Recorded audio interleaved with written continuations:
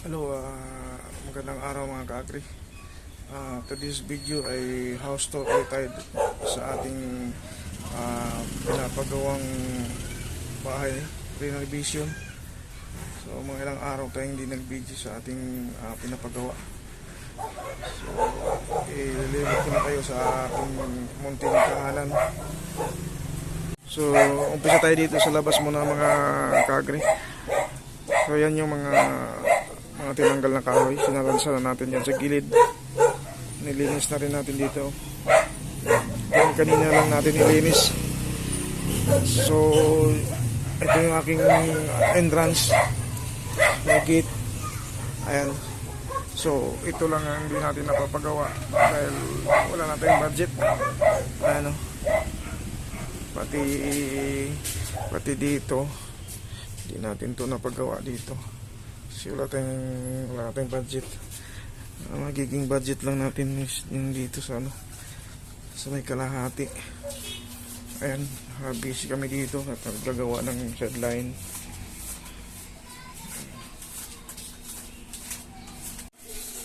Ayan, yan sa kasako yung aming mga sideline dito. So ito na yung update ng pinagawa. Okay na yung wiring. Pati dito sa gilid na rin, finishing na.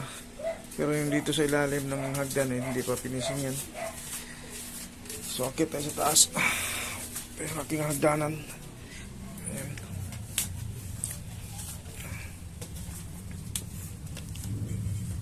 Ayan yung dito dilim. Yan yung anak kong natutulog pang gabi. So yan yung na yan, mababa pa kasi hindi pa natin naiiangat at walang paggawa pa. So ito dito, yan, ito yung aming munting higaan. So itong kama na ito binigay lang din sa amin ng kakilala namin. Queen size ito. Ayan yung dito, napaayos na rin namin. Yan yung inaanay dyan, pinalitan na ng tao dito, plain sheet. Tsaka nilagyan ko na rin ng double walling. Ano. So dito kahoy pa yan ngayon. Ayan, marami kaming labahan kasi kakakalaba lang namin kanina. Ayan. Dito na namin sa taas sinasampay kasi dinadryer naman ito. Ayan, ito yung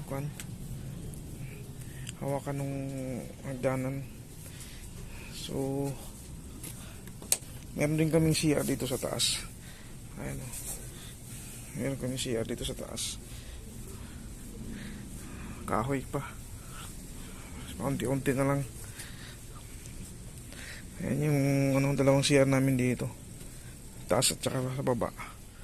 So meron kaming internet. Ayan.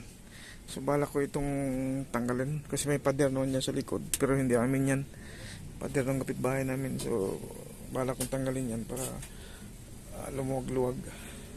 Makikipader lang muna. Yan dito, malaki-laki ito dito, kailangan pang malaki-laking halaga para ito ay maiangat din, may pantay dito sa na to. Ayan, may lababo rin kami dito sa taas. Ayan, medyo mababa pa yan, mababa pa siya. Dito pa yung mga planggana kasi kakalaba lang namin. Ayan, mababa pa dito. So kung may pantay namin dito, medyo maalwan-alwan na. Ayan.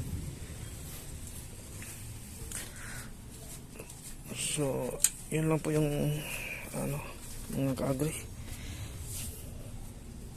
Baba na tayo. Ayan si Mrs. Sideline. Kaya ako naman nag-stepler din ako. Busy lagi sa araw-araw. Tapos ito dito, namin, pinaka-exit namin din ito. Ayan.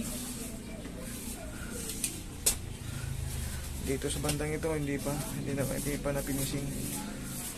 At kulang na ng pera.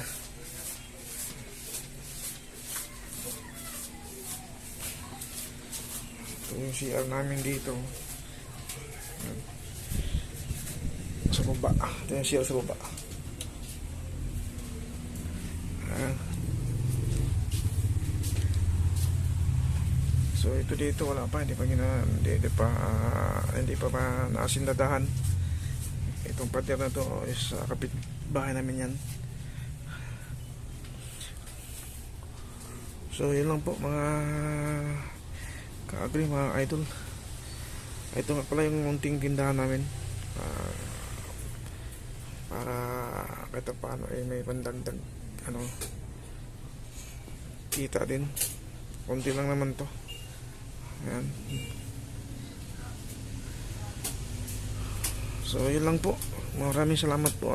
Sana hindi kayo magsasawang panoorin lang yung mga video, at huwag magsawang mag-like and share at subscribe sa aking YouTube channel. Maraming salamat po.